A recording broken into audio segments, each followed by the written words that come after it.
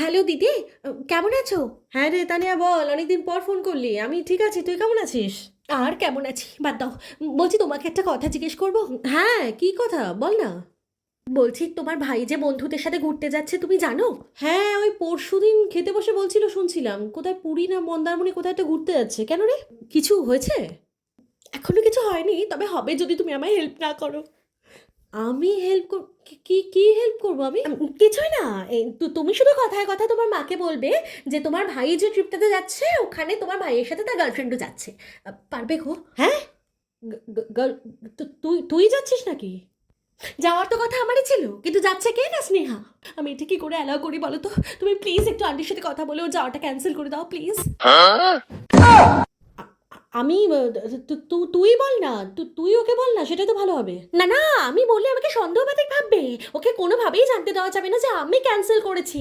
তাই জন্য তো তোমাকে বলছি তুমি প্লিজ কিছু একটা করো প্লিজ। এদের জ্বালায় আমার সুগার হয়ে যাবে ভাই। তাহলে ঠিক আছে, আজকে বিকেলে তোমায় ফোন করছি, তার মধ্যে তুমি কাজটা করে দাও প্লিজ। লাভ ইউ দিদি, টাটা।